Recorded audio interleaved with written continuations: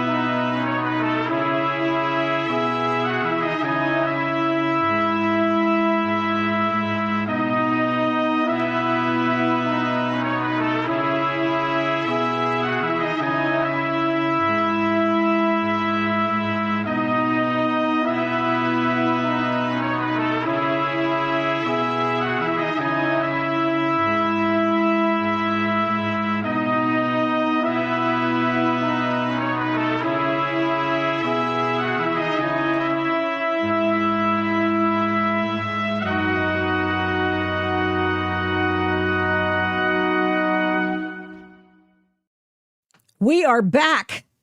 Thursday, The Adult in the Room with Victoria Taft. How are you? What a chock full program we have for you today. I'm so pleased that you are here. Comment and also share. Let's see what else. Get notifications, whatever it is that you need to do to stay with the program to get some sanity from the adult in the room on some of these stories that have come down the pike. For example, the Epstein story today. They're just, I mean, are we done with this stuff yet? Well, we'll go through it. Also, I have an excellent interview that I'm going to play for you. I conducted it earlier this week with J. Christian Adams. Now, here's a guy who is on the U.S. Commission on Civil Rights, former Department of Justice elections attorney, and a man who runs the Public Interest Legal Foundation, which specializes in nothing but election law, about this new mail-in ballot case being taken by the U.S. Supreme Court in the next session, which will be, I think it's next year. Okay. Lots to do. Maybe it'll take it later this season. I don't know. June, they're usually rolled up, they're wrapped up. So, he didn't dispute me when I said that. Anyway, lots to talk about. You got to keep the people in the streets. Did you know that? We have multiple cases of keeping people in the streets on today's Adult in the Room podcast with moi. And the whole thing with the radical left, I'm not talking about Democrats per se. I'm talking, I would say that I'm more of a liberal, classical liberal than anything else, because that's how I grew up. And the Democrats aren't that anymore. They've gone radical. They are now part of the commie wing, for lack of a better word. And so many of their leadership is in that milieu, that mindset. They've come up through the Saul Alinsky and whatever iteration has come along following Saul Alinsky, to the extent where now they know, if you listen to their words, now they know they need to keep the people in the streets. That's the rabble. That's the Antifa. That's the far left radicals who have nothing better to do on a day that ends in a Y, all kinds of things. And you'll see iteration after iteration after iteration after example of that in today's Adult in the Room podcast. It's important. Okay, so plenty to talk about. But first, at all of the recent radical congregations, whether you want to call them riots or protests, active protests, direct actions, and what have you, these folks have always had signs about Jeffrey Epstein, because the Democrats were told, hey, let's just keep ragging on Trump and Jeffrey Epstein. They knew each other. They were both in Palm Beach. They were both in New York. They were both multimillionaires in a big pond in New York and recreated in Palm Beach, and they know each other. And yeah, they did know each other. And everybody's known that from the gate. But what's really interesting now is that this issue is being recast now as an issue that Democrats have to think about and cogitate over and get angry over. Oh, we have to be angry. Get in the streets. Jeffrey Epstein. Trump knows he's hiding something about Jeffrey Epstein. Okay. So the shutdown occurs. The shutdown occurs. It's happening for 3 weeks. The Democrats have nothing but egg on their faces. Clearly, they are really sucking eggs at this, and they are going to take the blame because it's their deal. They're the ones who voted against reopening the government 15 times. And it wasn't until the 15th, 16th time over the last few days that they said, oh, okay, we'll do it. And so many of the far left reaches of the Democrat Party and the official party, the people who were elected and that sort of thing, they came out and said, this is outrageous. I can't believe they did this. This is upsetting. They just completely capitulated. True. I mean, obviously it happened. They capitulated. Sure they did. And the reason they capitulated is because keeping the government closed was really a very bad idea. Okay? It was a very, very, very, very bad idea because people were, looking at Thanksgiving and thinking, I'm really not sure we're going to be able to put on the big turkey dinner that we thought we were going to be able to, or catch a flight to grandma's house for Thanksgiving because of all the shutdowns. From the TSA to the folks over at, TSA, the people who are making sure that, you can get on the plane safely, the air traffic controllers. I mean, all those guys were, for the most part, no shows. Okay. So that was what happened. The trigger was pulled after the Democrats lost the shutdown, and it was a colossal failure on their part. We're not entirely sure. We assume that the whole thing was done because Chuck Schumer, who never probably would have done this in the beginning anyway, decided that he needed to watch over his left flank as AOC considers primarying him. And both he and the leader of the Democrats decided, hey, this is our best shot. Let's keep the government closed. We'll call it, it'll be a big thing. It'll get people in the streets. Okay. So some people are saying, hey, wait, Victoria, very bad idea. And somebody else, Daydream, says, well, now wait a minute. Let's just show some of these comments.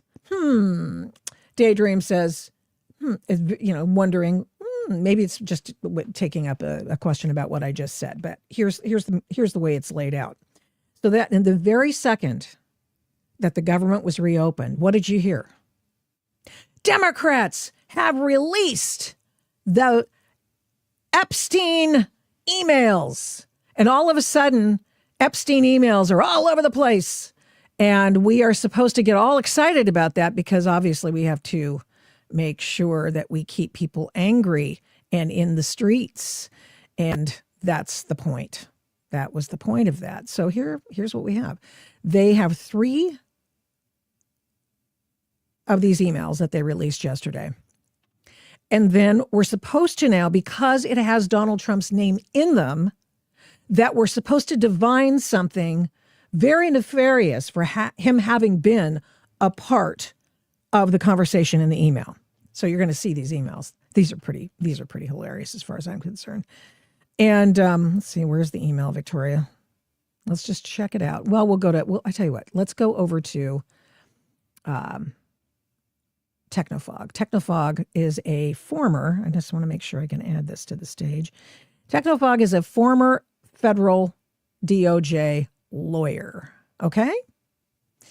And he is, let's see, why am I not getting this? Sorry, guys. I just want to make sure I get this doggone thing going.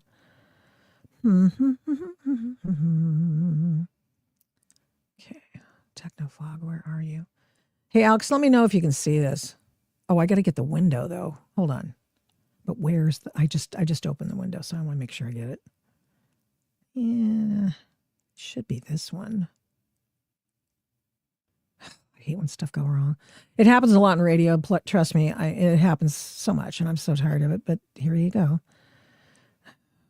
Protest. No, that was something else. I don't even know. Okay, well, we've got these. We've got the pictures of the emails. I took screenshots of the emails, and I want you to be able to see them. And let's see here. Here's Technofog's post.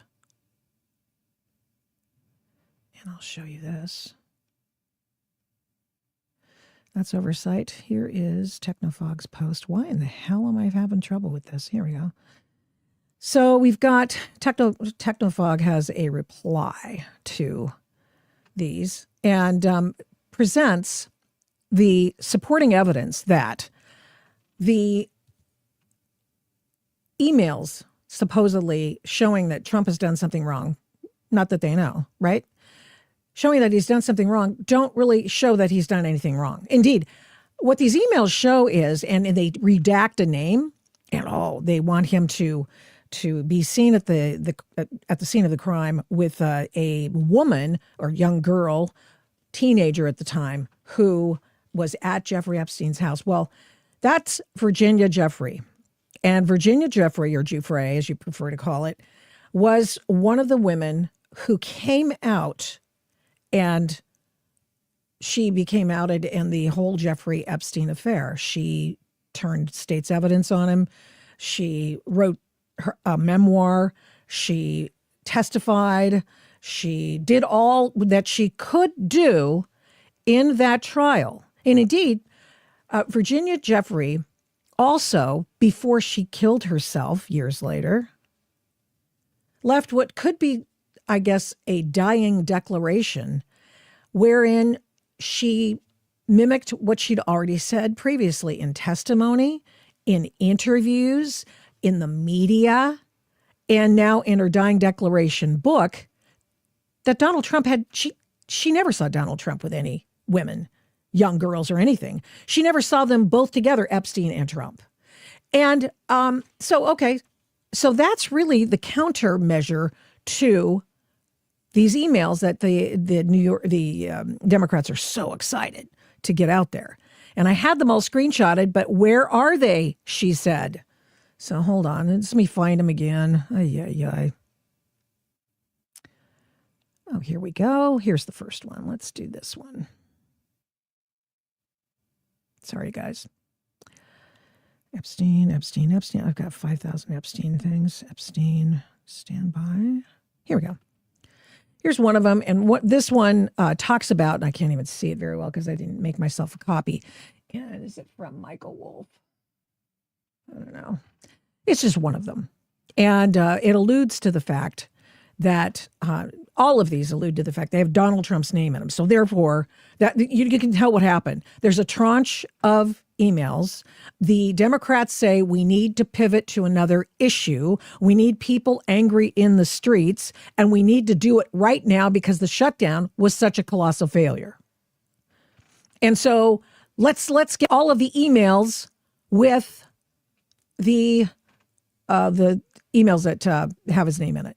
And none of them does anything to paint Trump in a bad light, as far as I can tell. This is me, okay? But you wouldn't know that. You wouldn't know that from some of the reaction. Oh, he's there. Look at Donald Trump is there. He's got a name in it. Michael Wolff, check this out. Michael Wolff is a man who talked with Jeffrey Epstein via email, right?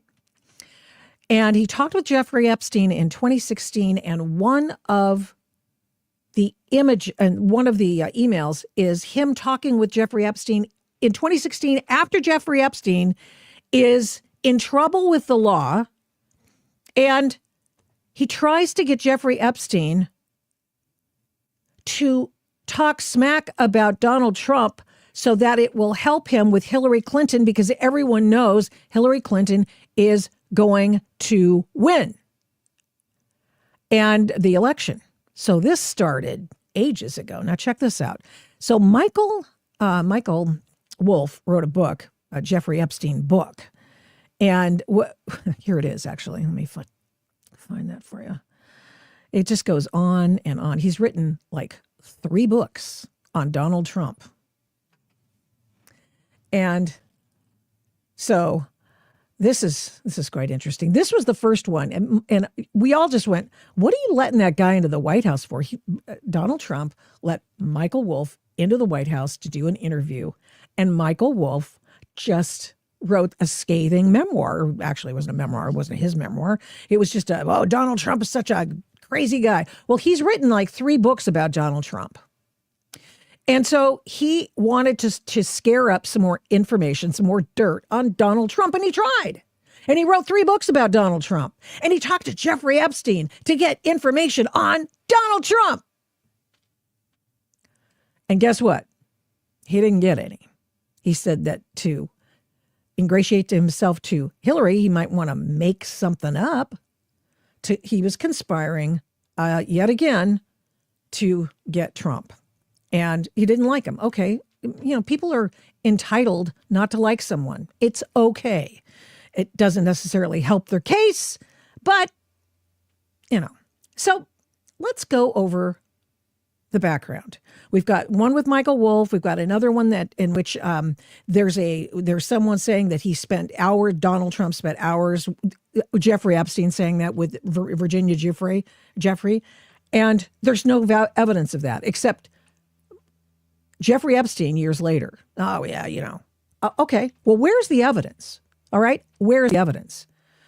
So here's what's going on here. Let's find out what the odds are that Donald Trump is involved with Jeffrey Epstein. Well, we know. These are a few things we know. He's never been on the plane. He's not on the manifests. We already have that list. That list has been out for years. He has not made any of the other things that have come out about Jeffrey Epstein. There was a 33,000 email and document tranche that was released months ago because, Trump, Mr. Transparency, let's let him out. The only thing Trump was concerned about, this was the secondary sources, people who know him and talk to him. He's afraid that people who are involved on Jeffrey Epstein's list, these business tycoons and stuff like that, might get out and they had nothing to do with any of the girls and stuff like that. Because it turns out Jeffrey Epstein was quite the financier and financed lots of things, such as the Iran-Contra situation. So there are many things in Jeffrey Epstein's past which he would prefer to keep under wraps. And there were a lot of people chit-chatting with Jeffrey Epstein and doing business with Jeffrey Epstein. And Donald Trump, they might be donors to Donald Trump, but they may not be, diddlers. Okay, bad people other than being capitalists. And I think he wants to protect those people. We've already known that Donald Trump has not had anything to do with any of the nefarious activity. And how do I know that? Well, I know that because Maureen Comey, that name might ring a bell to you. Maureen Comey was the prosecutor in the Epstein case, and that was also had a hand in the Ghislaine Maxwell case. She's James Comey's daughter. This was in New York, the Southern District of New York. This case was, and Maureen Comey, James Comey's daughter, who I think it's fair to say loathed Donald Trump, leaked some information. She leaked some. And then, you know what happened? That's it. If she had intel on Donald Trump and any nefarious activity, don't you think she would have released it by now? Yes, I understand the fact that a lot of people say that, but do you think that maybe if Maureen Comey, who hated Donald Trump, lived in New York and her father hated Donald Trump and whose father was fired by Donald Trump, do you think that she would have withheld anything that somehow made Trump look bad? This is the best they can do, is these doggone emails that say his name that don't really tell us anything. So, very interesting as far as I'm concerned. Let's see. I want to make sure I find Technofog. Here we go. Let's do this. So here's Technofog. He's the former DOJ guy. And he's talking about Virginia Jeffrey's testimony previously in which she never wavered, that said that there was never Donald Trump involved in any of this nefarious stuff with the girls, the continuing prostitution. It was a prostitution ring. And what he did with that intel, don't know. There's some case to be made that it wasn't necessarily a bribery scandal that made him all his money. I don't know. I think he just got in the inside on some pretty money deals. And of course, he was able to be the lawyer for one of the richest men in the United States who started a multi gazillion dollar company that involved some of the like fashion and all sorts of things. So, I mean, he was the person who had power of attorney over that. So maybe that's where he derived some of his funding and that sort of thing. It's not thought that he bribed people, but it's certainly, if you've got like P. Diddy, and by the way, Maureen Comey, P. Diddy lost the P. Diddy case. I mean, she's just really, woo, going. So if she wanted to spill any stuff on Donald Trump, she would have.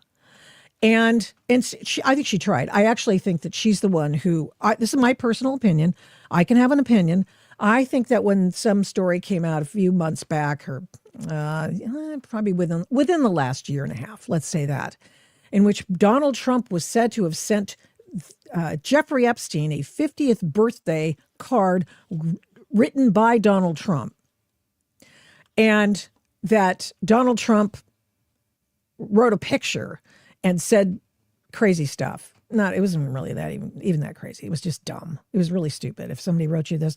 But Donald Trump, because I never drew a picture. He still to this day says he never drew that card, the picture, nothing. There's never been any signature or there's a handwriting analysis, nothing whatsoever to prove that Donald Trump had anything to do with Jeffrey Epstein sending that note, even though they'd been tight in previous times, right? So, well, I'd say, were they tight? I mean, they knew each other. They were big dogs. They're, alpha males in New York and Palm Beach. Okay, they knew each other. And of course we know, because it's out there in the public domain. And if you don't know this, you need to know this. Donald Trump kicked Jeffrey Epstein out of Mar-a-Lago because he kept poaching the kids, I say, and his workers. And he'd have them come work for him. So the people who worked on the spa, Virginia Jeffrey was one of them. Trump said, no, dude, stop it. And Ghislaine Maxwell was the one poaching the talent.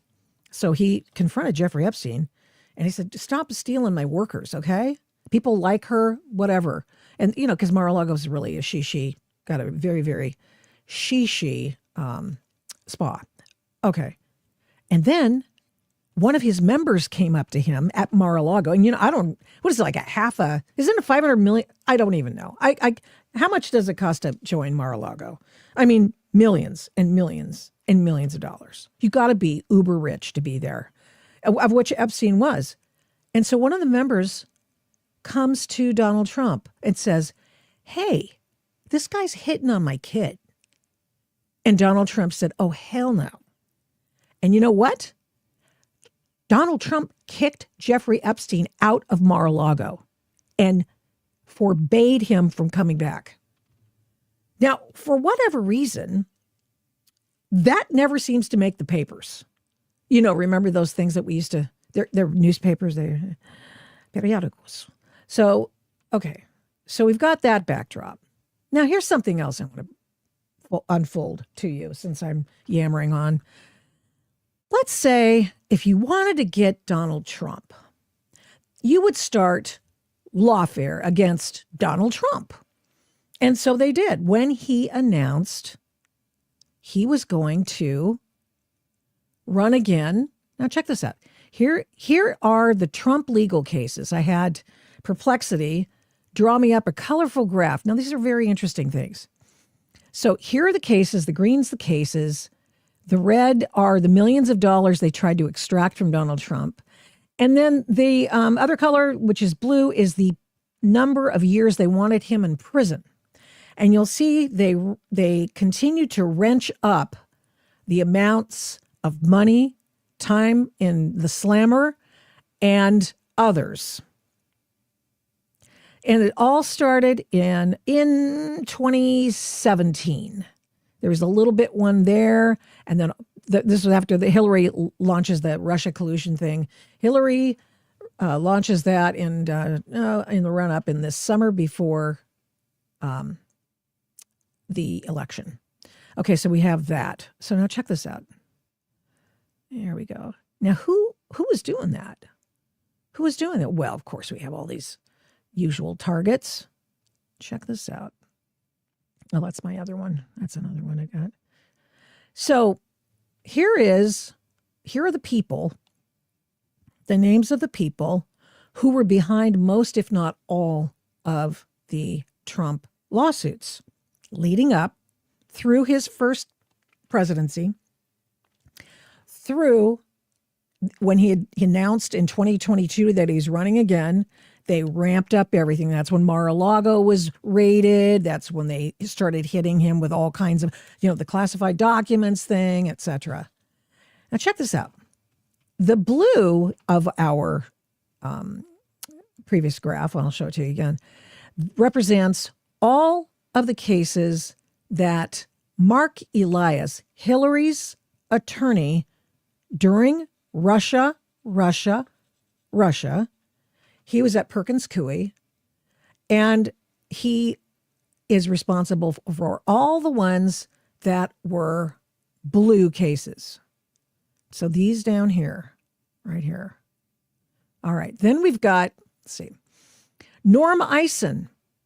Now, and let's go back to Mark Elias for just a second, the blue guy. Democracy docket, he leads now.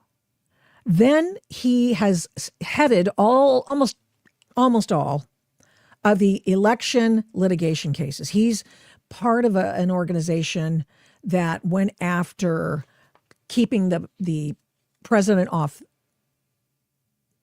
the actual, you wanted to keep him from being able to vote for Donald Trump. These are the people who say that they are for democracy, trying to keep him off the ballot because of the 14th Amendment. Remember that one? Yeah. So green is Norm Eisen. Green is Norm Eisen, who is the impeachment counsel and ethics investigations into Donald Trump and his people who worked with him. So let's go look at Norm Eisen's cases. So Norm Eisen's cases are a lot more than Mark Elias's. And here we go again. Then who funded them? In red, it's Reid Hoffman. Now, this is an interesting name. Reid Hoffman is the founder of LinkedIn. He's a billionaire, and he's a big lefty. There's no law against that. He's also a guy who Elon Musk continually said was on the Jeffrey Epstein list. So if you want to distract from somebody who's really on the, that list, possibly, I mean, that's what Elon Musk says, you might look no farther than Reid Hoffman bankrolling all of these lawsuits. He also did the democracy lawsuits, the strategic funding, the E.G. Carroll lawsuit. Remember that one? And let's see. And then there were other ones. The ones in gray are the, other proxies for the Dems. Okay. I don't even see the gray ones. All right. Fair enough. Then we have those. The point of all of this, they went after Donald Trump for all of these different cases. If they had anything to do with Jeffrey Epstein, if they had the goods on him for Jeffrey Epstein, they had the prosecutor going after the Epstein cases, Ghislaine Maxwell, and they had her in their back pocket. Don't you think they would have revealed it during any number of these cases that you see here? Look at that. They wanted to keep him in prison for hundreds of years. They wanted to bankrupt him. Indeed, they debanked him and his family business. They debanked him like he was a Canadian trucker. They did.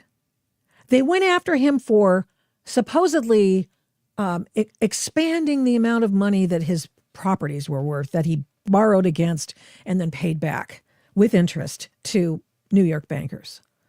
That's the Letitia James one. Now, the DOJ at the Biden administration parachuted in a DOJ lawyer to take point on those cases. If there were something about, and that was at SDNY, Southern District of New York office in New York, Manhattan. And you're not going to believe this, but that's exactly where Maureen Comey worked. If Maureen Comey had the goods on Donald Trump and Jeffrey Epstein, you don't think that maybe it would have been brought up, do you? Okay. So this is just dumb and dumber. But nevertheless, here are the headlines. Check this out. Oops, sorry, I just removed it. Hire me. So these are, I saw this on Facebook today. So everybody's just going absolute, nuts. Occupy Democrats. Oh no, revealed the Epstein email showed that he gave something time to the girls. The New York Times saying that sex offenders conduct. Wait, let me just stop that. I don't want to read that. Sorry, you guys. Released emails in which Jeffrey Epstein alleged that Donald Trump knew of the convicted sex offender's conduct and spent hours at my house with a victim. That victim, quote unquote, who was a victim, Virginia Jeffrey, who testified in court under oath that that did not happen.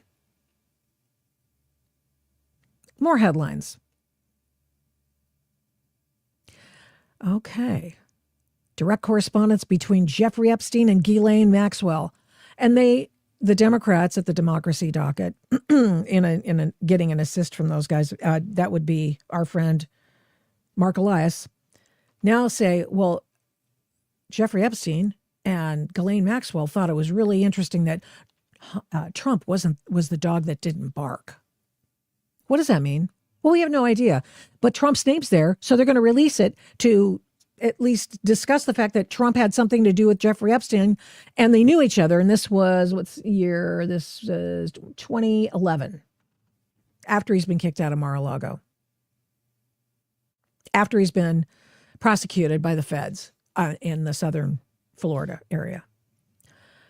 So he's got it out for Trump, whatever. But honestly, if this is supposed to be a big scandal, I say release all of it. Just release it all and just be done with it. Now let's go over here. I just want to do one last thing. If I can get my thing to work. Here's Technofog's thing. Let's just see. I hope we can we see Technofog? Probably not, because I don't have that brought up. Stand by. I just don't understand where it is. Da-da-da-da-da. I done those? Is this it? No, that's the text. No, that's another. Here's another email. I'll put it up there while I'm looking for the Technofog thing. Okay. So I'm going to add this to the stage, and then I'm going to go over to go here. There's what I want to do. And I'm going to highlight this. And I'm going to make sure I can get this back up. Oh, these are such a big pain in the rear. Sometimes, you know what I mean? Know what I mean, man? Okay, finally. Okay, so here's Trump. Alex, can you give me a heads up you could see this? Because sometimes, you never know. Well, you never know. No, you can't see this because this Democrat thing is still up. Well, maybe that's where Technofog is. Nope. Epstein victim testimony clears Trump. I mean, it always does. So Jeffrey testified in court, in depositions, in testimony, etc., that Trump had nothing to do with anything. She never saw him. She wasn't an expert on the perv, but on the other hand, she, that's basically what the deal was. So we have, so this is what people are saying. Trump is saying, oh, come on, this is a hoax. And it's because part of the reason Trump says that's a hoax is because he's seen what they did. He has seen in the past what they did with the Russia thing and how they've revisited things such that he's afraid that they've put misinformation in there. I don't blame them. I mean, you saw what they did to him, right? So I would say that that's probably a pretty darn good reason for not wanting to have everything come out wholesale. But on the other hand, let's go. I'm sorry that somebody's going to get hurt, but everybody's baying for the blood. So that's the story. The point being, if they were going to bring anything out, and if they knew Jeffrey Epstein in 2015, when Trump was deciding to run for president, and they already tried the Russia thing on him, and that didn't, well, eventually we found out it didn't work, but it took years. It just totally dogged his presidency. And then they impeached him twice, one of which was by Norm Eisen for I think it was the Ukrainian phone call. Remember that? I mean, that was just bogus. So if they had anything, they would have brought it out, for crying out loud. They sued him for everything. Look how many lawsuits. This is probably not even a full list. Look at all the lawsuits. Look, hundreds of years they wanted him in prison. Here's another 100 years plus. And then millions, actually $500 million fine that he had to come up with now, unless, to satisfy Letitia James' lawsuit in New York. And so they did everything they could to get him, and it didn't work. It didn't, because they had nothing on him with respect to Epstein, nothing. Now, I'm not saying Donald Trump is a Boy Scout. I'd say he probably is now, but I'd say, over time, I mean, he was a randy dude. He went out on his wives. One of the things, the interesting thing on the, what his first reaction to James Comey, Maureen's dad, FBI director who was later fired by Trump, his first reaction to finding out that there was Oppo research. Oh, he wasn't told it was Oppo research. He was being given a defensive hearing. And so meeting for James Comey to share all the Steele dossier crapola. Okay. The first reaction was, oh my gosh, Melania would kill me if she got wind of any of this. This is terrible. I mean, of course, he wasn't there. He didn't have hookers jumping on the bed in a Moscow hotel. Nothing. It was all made up. We found out. Of course, we knew it was all made up. But believe me, if they're willing to trot out hookers peeing on beds in front of Donald Trump, a germaphobe, trust me, they'd make stuff up about Jeffrey Epstein. So, of course, he thinks that the Democrats are doing something nefarious. Of course, he thinks that there were a few stink bombs left in the Epstein files. Of course, they think that. Of course, they do. Of course, he does. I don't blame him. But let's just, But the thing is that they got to keep the people in the streets. They've got to satisfy the bloodlust of people who dare want this guy, brought to heel. Now, here's how it's being worked. Now, here's Mark Elias's group. See, this is how they're now pivoting on the narrative of Epstein stuff. And it was the Epstein shutdown all along. Mark is the one who sends the message, and he's the signal, and everyone else is the receiver. So he has, what about the Republicans? It was never clear why they wanted to end the shutdown. It was never clear why the Republicans, that's his proof. It was never really clear why the Republicans wanted to end the shutdown, says Mark Elias, the man who brought, how many lawsuits against Donald Trump? Let's go look at them. Lots of them. Mark Elias is the blue one down here. Multiple lawsuits against him. So now he's doing the dog whistle or whatever we're calling it these days, and telling everybody, oh, it was the Epstein shutdown. And everybody online, on the Twitters, on the X's, on the blue skies, went along with it. Oh, it was the Epstein shutdown. Because the people in the streets are what matter. I can guarantee you.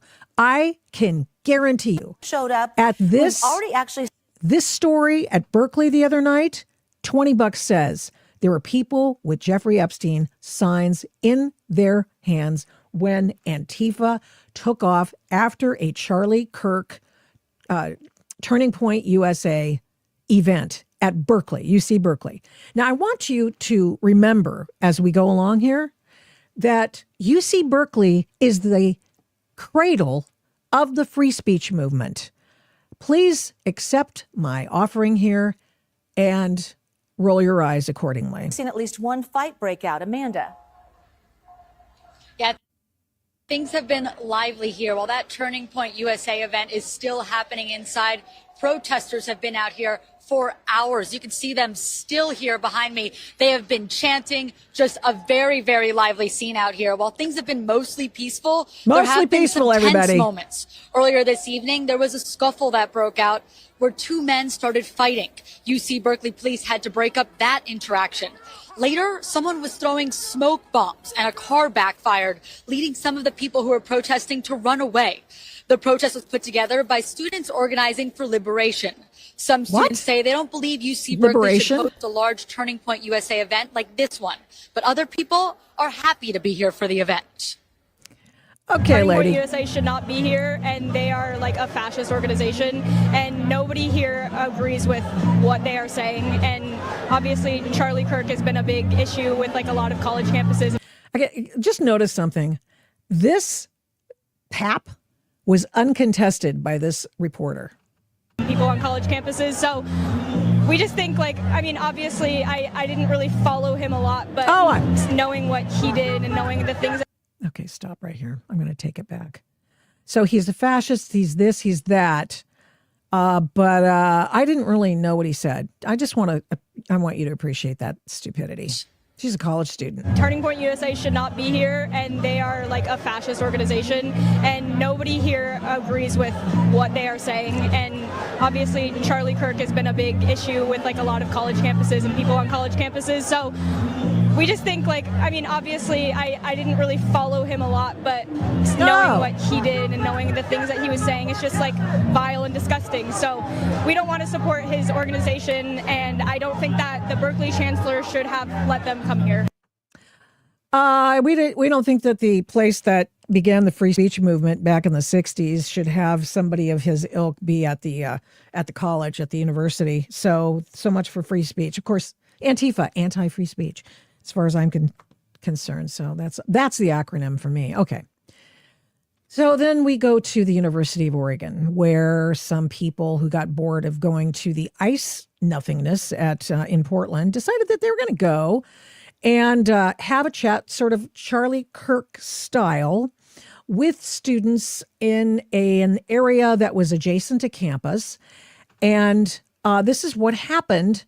There were people who were given whistles. I'll tell you a little bit about that come up. This is how it looked. Get a job! Get a job! Get a job! Get a job! Get a job! Get a job. Well, you could give them points for that one, okay? And the reason why is because I think that the job is something that people oftentimes will yell at them. So maybe that's where they got the idea. Okay, so here's the interesting thing. The whistles that you saw, those are the rape whistles that they hand out to chicks on the campus before, here's your rape whistle. No one's actually going to come help, but it's a whistle. It's a rape whistle, and it's orange. Guess who was handing out the whistles to drown out the people trying to have a dialogue with students about everything from trans stuff to who knows what, capitalism, freedom. Guess who was doing that? Who's that? Oh, is this another one? Oh, okay. Who wants a whistle? Who wants a whistle? Who wants a whistle? I'm good. I don't choose to be loud. I hate this. This is what happens there too with megaphones. This is Who wants and you get a whistle. This is not how it's supposed to And go. you get a whistle. No, like it could have been completely like. This is from Right Side Rebel. Like that. So Okay. Shaking so And he's leading the deal here. Okay. Keep him in the streets, baby. Shut him up. Yeah, it's annoying. So it's Jack Kemp, the online education media producer at the University of Oregon in Eugene. Now, remember in our conversation that we had on Tuesday with our friend Ty, who's a former Antifa guy in Eugene. So this was, on brand, right? So go watch that if you didn't see it. He's quite lovely and in many respects, and perfect for maybe doing something like that. I suppose there were a few things that they did on campus, which we'll talk about next time he's on. I hope he comes back. Jack Kemp, not to be confused with the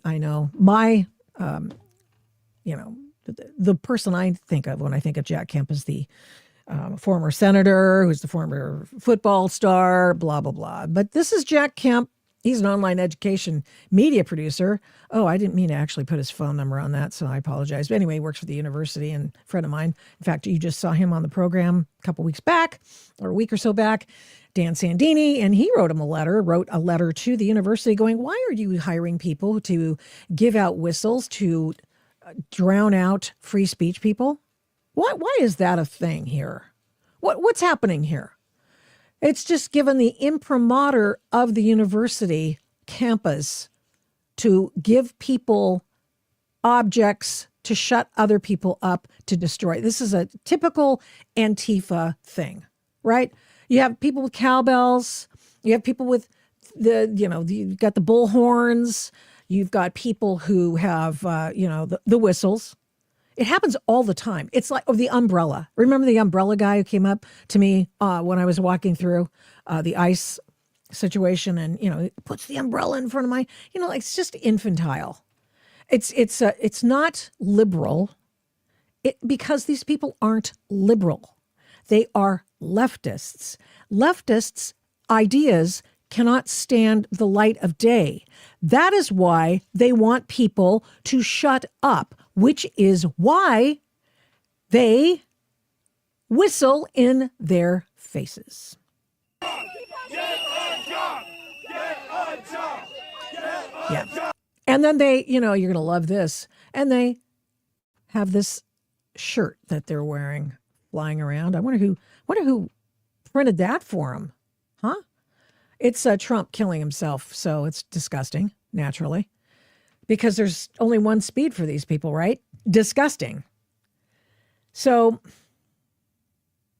what can we learn from this? Well, ideas that the left disagrees with should be drowned out. They should be silenced. Why? Because the people who utter things with which they disagree are fascists, right? That's what they say. I'm a fascist. Hey, you're a fascist. And you're a fascist. Right? No, of course not. We're just normal people who just thought we were growing up in a free society that allows people to have constructive conversations between adults. And they don't want that. Let's go to Oakland. Let's go to Oakland. Now that we're done with the folks from Eugene, and we've already been to Portland, and they don't want to hear from anybody. We've got a University of Oregon individual who is on the payroll, the University of Oregon, and he is handing out the whistles to drown out the free speech of other people. Because, you can't have the poor babies. You can't have the poor babies hearing those things, right? Now let's go to Portland. Let's go to Portland one more time. I want to show you something. This is Katie Daviscourt's video here, in which they find a woman. She's on a ride-along with a nice guy. Hey, what do you do every day? Well, you want to go on a ride-along? I'd love to go on. Next time I'm in the PNW, I'm going to go on a ride-along if they'll let me. So what happens? Well, they find a woman driving a car who's following ICE officers. Now, you might think, You might think, oh, well, that's protected speech. That's protected activity. Well, not when you break 1,000 laws when you're doing it. And, of course, doxing the ICE agents. This is how it went for her. Look at her speeding. Just ran a red light. Just ran a red light. We were up with you. Yeah, And then she's cutting in front of that guy. Right behind you now. And now she's going to come up on the ICE vehicle or All right, Border Patrol slow down. vehicle Let me- cars. Let me do this. Now they're going to block her in. Yeah, come down here. Come down here. Hold on. Fine road. Okay. Turn on the lights. Turn on the lights. Turn on the lights. Turn on the lights. Turn on the lights. And there she is. Watch this. Turn on the lights. Turn on the lights. Hey. Wait. She tries to drive away. He's going, oh, heck no. Turn on the lights. Not doing that. This is the type of beyond civil disobedience, actual law breaking to make a point to shut other people up. We have you on camera. We actually have news reporters with us in the vehicle. Your case will be referred over to Homeland Security investigations for prosecution. Now, I just want you to. This is a woman who telegraphed what she was doing before she began chasing the ICE officers and bird dogging them. And so now check out. I think this is totally fake. I think she was encouraged to do this. Now, if you get caught, just tell them, I'm just a mother. I'm just a mother. Yeah, so she does that. She tries to pull that one on the guy, and he's being way too nice to her, but there we are. You'll be arrested. This is your last and final warning. Hold on a second, guys. Give me your license, please. I will once again tell you, you have cases in danger. I don't think he took a picture of it, which he should have done. Park and shut it off, please. I understand, but you are impeding. Look where you're at. You are almost causing an accident. You are surrounded by federal agents.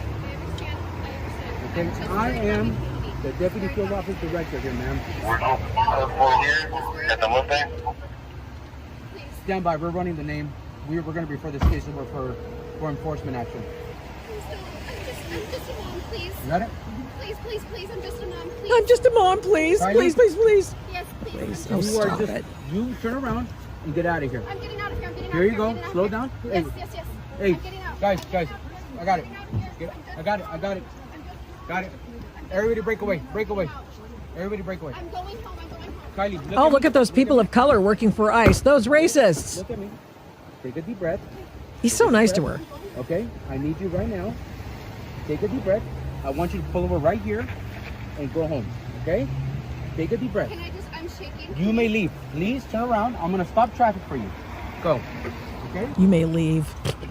New York's moving. Okay.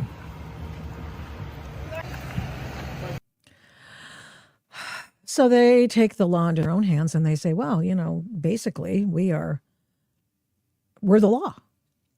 Those are the people on the streets. Those are the people they need to go on the streets. Take the law into their own hands. Stymie the things that they take issue with and pretend that they hold the moral authority. Hey, we're stopping these guys. They're kidnapping people. With warrants? Do you kidnap with warrants? I never thought that that's actually the way it happened because it's not kidnapping. They're actually arresting people with warrants in their hands that they show them. They just don't show you. I'm just a mom because it ain't your beeswax. Now, this is how bad things can go. This is how bad things can go when you try to take the law in your own hands. Now, I had not seen this video. I had not seen this case. I had not seen any of it. And this happened in Oakland 3 weeks ago. I'd show you all the video I have on this, but I can't. It's really... Ugh. But here, suffice it to say, a person who's a trans person, because part of Trantifa, there's a huge subsect of people in Antifa that are the people who, they feel a little bit disparaged or what have you. And so they join up with Antifa to do antisocial things like this, for example. And check this out. Now, I will tell you, is that just... I want to see if I can get the face Oh, they brought food. If anyone can DM me this, that would be great. So this is this guy. I'm not sure how often he's out there in the Because I would love to know who this person is. field. As would we. Well, we already know. We now know. So watch this. I just want you to see what happens. I'm going to speed forward. Throwing up. We've got better video of it, so hang on there. So this guy, this person is a guy who thinks he's a girl. We find out later. They're at the Coast Guard. They're at the Coast Guard, and that's where ICE has been meeting up to go out on their operations. So Coast Guard, they have armed security in the street. They've been blocking the street to prevent them from getting out the entire day. And what's interesting about this is the narrative setting that it was attempted by the people who were aiders and abettors of this individual in this U-Haul truck, which we find out had been sitting there all day. Their mutual aid person bringing them food and supplies and all kinds of other things. And so here's the shooting of said driver. Watch this. I'll take this one down just for a second. He called for a medic. I'm an EMT and I treated him over here. Oh, darn it. Never mind. So, we'll just go back. And the Coast Guard just wants to go do their job. And they can right now. So what they did was, it's hard to see because it's dark. And what they did was there's this huge, 4-lane bridge of some sort leading to the Coast Guard headquarters. And the people they put a dumpster in front of it. They have a man, they put pylons and stuff in front of it, cement stuff in front of it, all kinds of things to block the street. Okay. So then the U-Haul comes and blocks the street some more. And then the U-Haul does something incredible. Because of now check this out. Fools, guys, of these fools. Let's go a little bit more. So you'll see, because it's going to take forever to get this thing going. Now watch this. Here he goes. So he starts backing in toward an entire panoply of officers. I want you to hear the gunshots, though. Oh, shit. We've got to get better play-by-play people, on the citizen journalist front. Thank you. We've heard that. Thank you so much. Now, check it out. Now, you see the cops back here. Dude, stop swearing. Why don't you tell us something we don't know? So they're trying to get his attention. Trying to get the attention. They've taken positions to get ready in case this guy rushes them, because they think it might be a truck bomb. Yeah. It says pepper balls. It's pepper balls. He erroneously said. Watch. See, he's going back. He's now going after the police.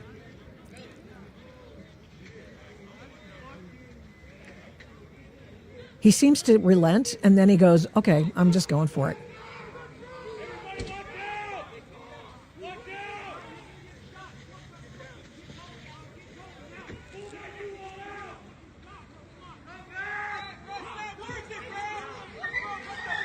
Oh, shit. That was the truck driver just shredding rubber just to get back at the cops. And then you'll hear...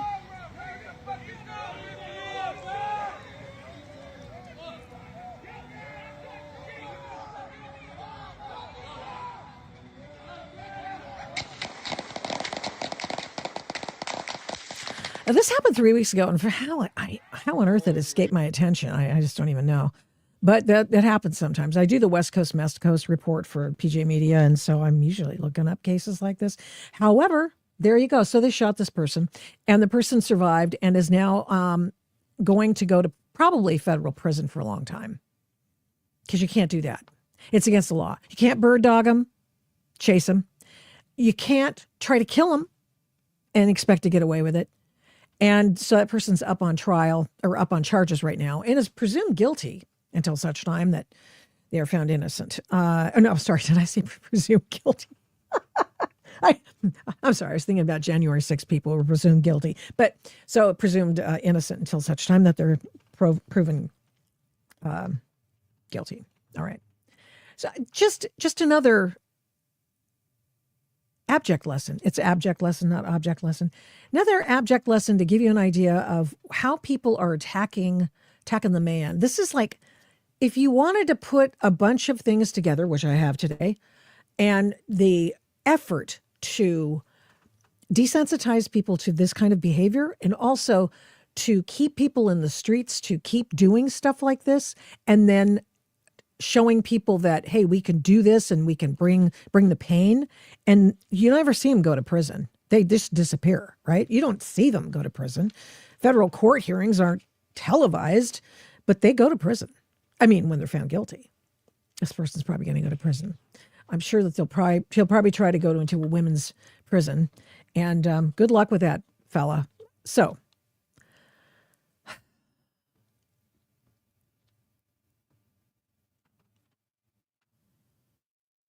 you know, people, in contrast, to compare and contrast, you know, there's been one alleged riot by right-wingers. That's the January 6th one, but it turns out there were a bunch of Antifa people there starting the riot, and there were a bunch of feds there doing whatever they were doing. And so on and on it goes. But, you know, I would just suggest to you that when you try stuff like this, I don't know, it seems kind of hanky. And it's kind of insurrection-y, if you know what I mean. So yeah, I'm kind of pissed at these people who think they can take the law into their own hands to be uncivil. I mean, that's to break the social contract, to not follow the law. I mean, those are all things part of the social contract. We're all supposed to. If we all do that, then guess what? People are safer, but they don't, and they take issue with how we vote. They take issue with how we speak. They take issue and try to silence people who have a different desire than theirs. They try to, if you will, change the results of an election, if you will, as the Democrats did in 2016, 2017, and all through that Russia thing. That was all an effort to oust a president of the United States. And they did it through several means. Obviously, all the lawfare that was going on. Good grief, that was ridiculous. Well, we're going to get him out. Then we're going to go okay, that didn't work. We're going to impeach him. And then we're going to impeach him again. I mean, what do you think that was about? What do you think trying to keep him off the ballot was about? To not even let him go. Who are the people who are for democracy again? This is what democracy, or is it those people that are chanting in the streets? Who are bird dogging ICE officers, doxing ICE officers, trying to hurt ICE officers as they're doing in Portland?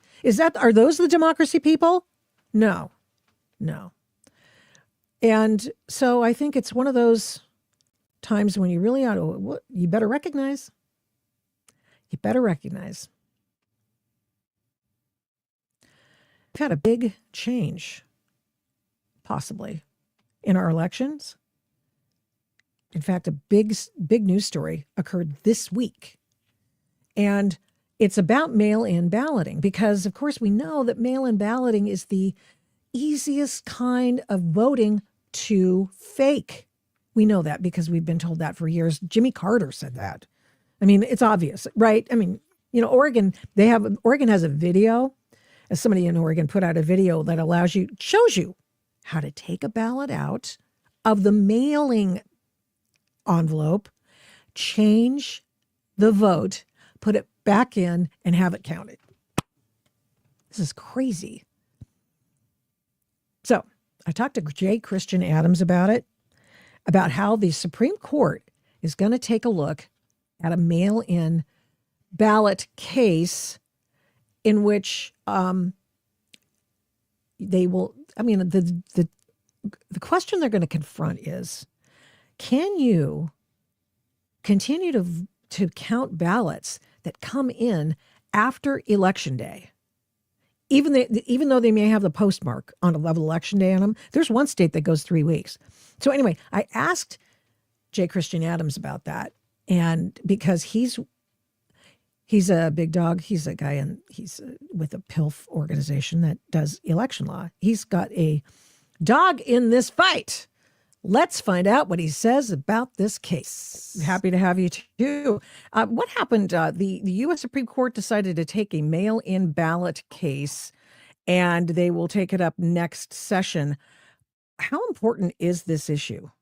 Well, it's so important that the Public Interest Legal Foundation brought a lawsuit in North Dakota to try to get this teed up too about a year ago, because the most destabilizing thing to American elections, in my view, is ballots coming in after the election and being counted, and giving us endless delays in learning who won. Mm-hmm. So we sued in North Dakota because they take ballots there for, I think, 3 weeks, maybe it's 13 days. I can't remember. Wow. And we said that that's a violation of this federal law. The federal judge in North Dakota said our client didn't have standing. We think he did. So we never got to run it up the flagpole. But this finally, we're going to have a decision on what does the federal statute say about when the election has to be over with. And in the Constitution, it says that we have an election day. And even though a mail-in ballot, in this case that we're talking about, is comes into the post office, it's stamped and it's all ready to go and verified, you can still accept those ballots for 5 days. And it seems like, as you allude to, Election Day just keeps going on and on. We have a race I'm looking into, the Seattle mayor's race, and it's a week later and they haven't even counted 300,000 votes. It's just insane. Yeah, so a couple things. It is a federal statute. It's a federal statute law, right? It's been passed as an act of Congress that it's election day. This Constitution is silent on when the election takes place. It just basically says Congress can decide this. And I think in late 1800s, Congress passed the statute, and then it was amended just like 2 years ago. And it says that the ballots have to be cast by election day. So the question becomes, what is cast? Victoria, it varies state by state. Some states don't allow any ballots to come in late, and states like North Dakota and Mississippi allow them to come in for weeks. So that's what the Supreme Court decision will clarify. And it can be postmarked and all that. But how reliable is the U.S. Post Office at conducting chain of custody on elections? Well, take a look at a case we filed in Virginia about 2 years ago. And we struck down a practice by the Virginia Department of Elections. Actually, it was 4 years ago. Time flies. And they were accepting ballots late with no postmarks, right? Like they have a statute that says it has to be postmarked by election day. The Virginia Department of Elections just dispensed with that law, like by edict. So we sued them. I actually argued the case. It was kind of fun. And you're not going to believe this, Victoria. The position of the Virginia Attorney General's office was, oh, those laws are quaint little antiquated things. That's literally what they were arguing in their briefing, that's just a relic from a bygone era.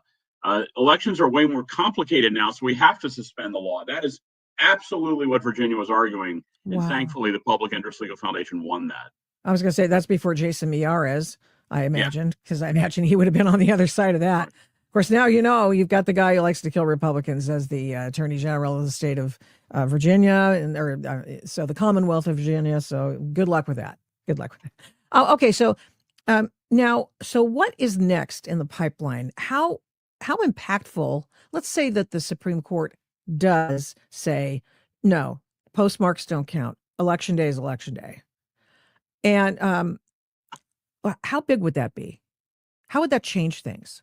Well, look, there's no silver bullet in election litigation, Let's just remember that. A lot of people think if you just do one thing, the sun will rise. But it's not like that. And this would be a very good thing. It'd be particularly good in places like Virginia. I'm trying to think who else. I mean, Mississippi, whatever, Illinois, states that accept ballots late, it'll make a difference. But not all states accept ballots late. Right. It's not, right. It's not a national difference. Yeah, it's these states: California, Colorado, District of Columbia, Hawaii, Nevada, and Oregon. Of course, all the really super blue, crazy towns. I'm surprised it doesn't include. Your list doesn't have North Dakota or Mississippi. Yeah, that's weird. You're right. Yeah, the list must be a little bit off because. Yeah, it was from a liberal agency. But take a look at Nevada. There's a great example. Adam Laxalt would be in the Senate right now if it weren't for mail ballots arriving late. So you ask what a difference it will make. Well, I can tell you one person who is a great guy who should be in the U.S. Senate and is not because of this issue. Wow. Yeah. Okay.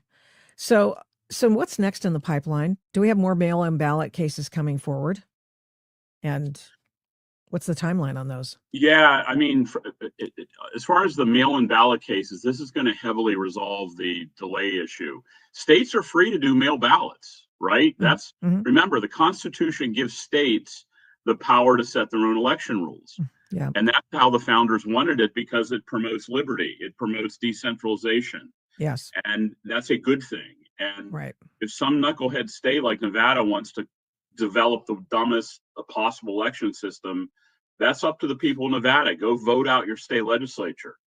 But that's exactly how the founders designed the country.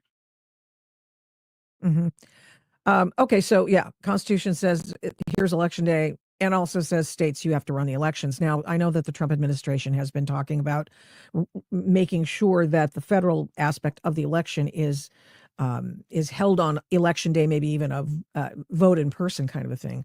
Can they do that? Probably not. I mean, like I said, the states are given the power in the Constitution to decide how to run it.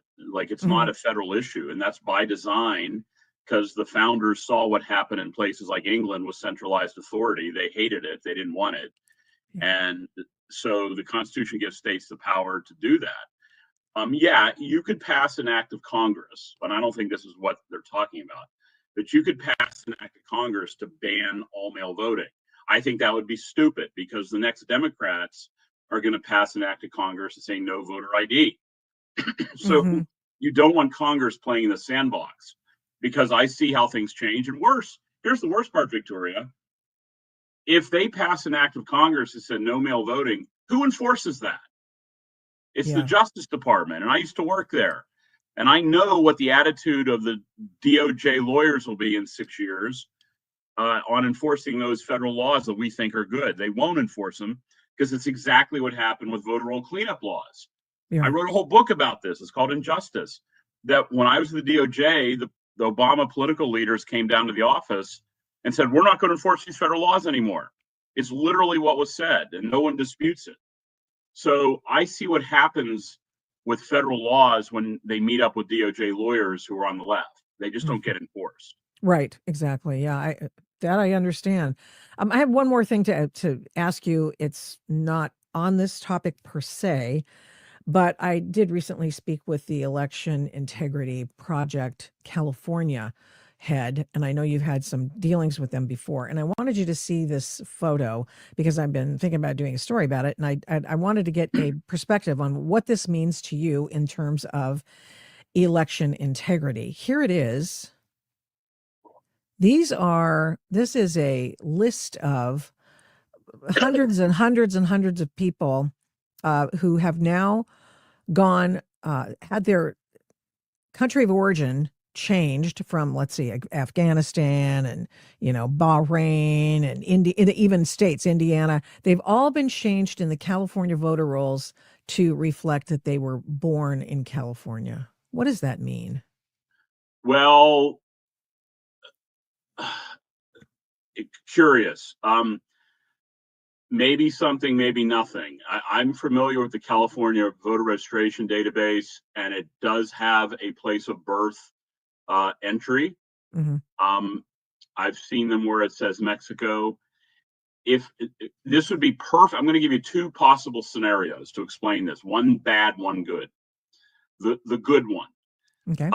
They've since naturalized, and in order to make the database more relevant, because once you naturalize, it doesn't matter where you're born, right? Sure. Mm-hmm. They've just changed it to California or the United States to Mm-hmm. reflect that naturalization event. I would have no problem with that. I mean, it's Sure. a dumb thing to keep the column, the entry window, but whatever. I will tell you that we got voter roll applications that said place of birth Mexico, and the person said they weren't a U.S. citizen. And we viewed the presence of the word Mexico in the database to be a flag that should alert you to their citizenship proof when they register. So that's the not bad version. The bad version is that they just did this willy-nilly to clear the path for registration. I will tell you, if I was in a casino, knowing how California operates, I would probably put most of my chips on good explanation. But that's not to say bad might not spin on the wheel. But that's just my first glance at this. Okay. I just wanted to find out from you, and just, just Yeah, find out if there was another way to look at it, because I don't know everything I see.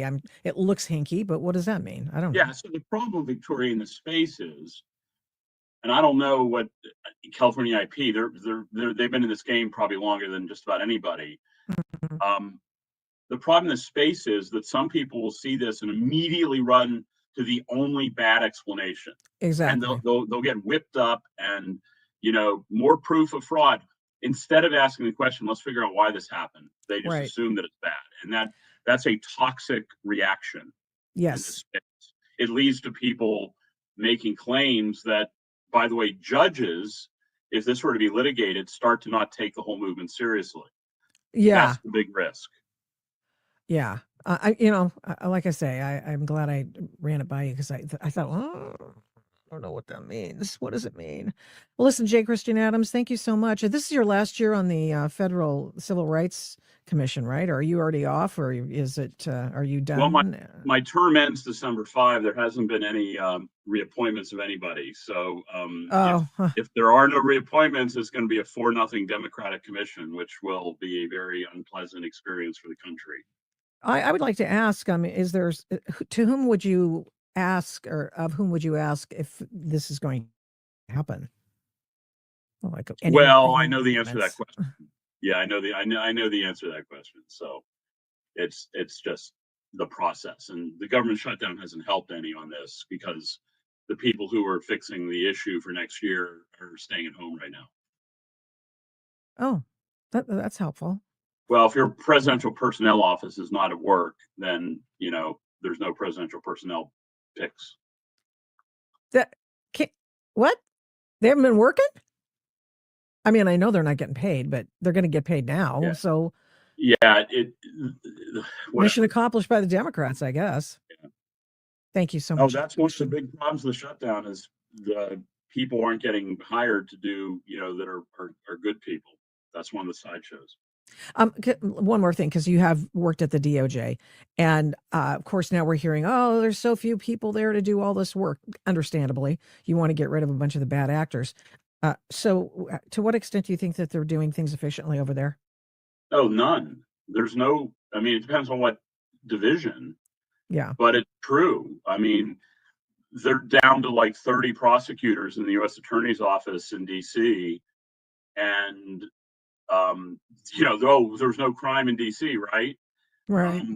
And the problem is, you can't hire anybody when there's a government shutdown. There's so very little is getting done. And in some ways that's good. Now, maybe not for criminal prosecutions it's good, but very little is getting done at the DOJ because of the manpower shortages in great measure, and the inability to fill those slots now. Okay. Well, thank you. for your Sure. unvarnished responses. J. Christian Adams, he is the President and General Counsel of the Public Interest Legal Foundation, and they do exclusively election work. Thank you so much for coming again on the Adult in the Room podcast. Thanks, Victoria.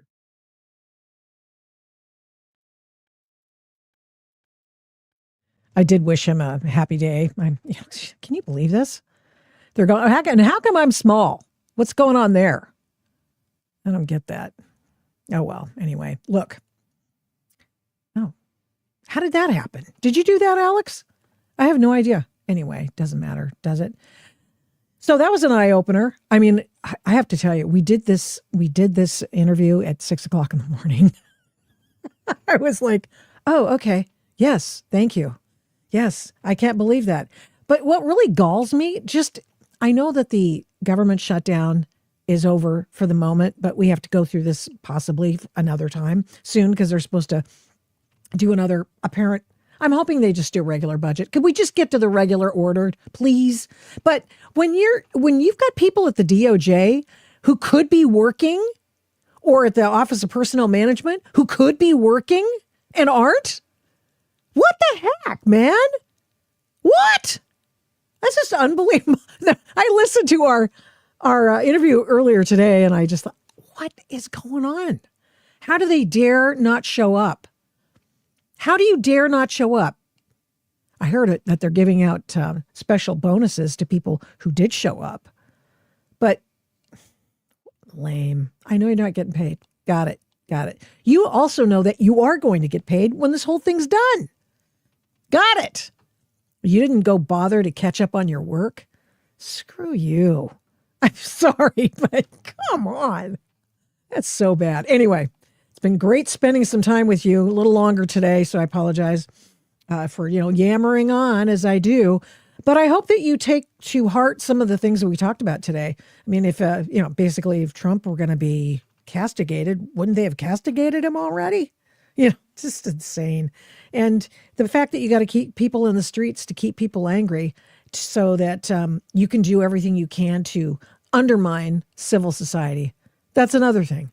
And then finally, the basic tenet of that, the freedom, the foundation, is your vote and the sanctity of it and how people are working overtime to make sure we can retain it. So there you go. Listen, head up, heart out, and don't forget to be the adult in the room. Mischief managed. Thank you so much for watching and listening to this episode of the Adult in the Room podcast. We do not take you for granted. We appreciate every single person who tunes in every week to listen and watch this program.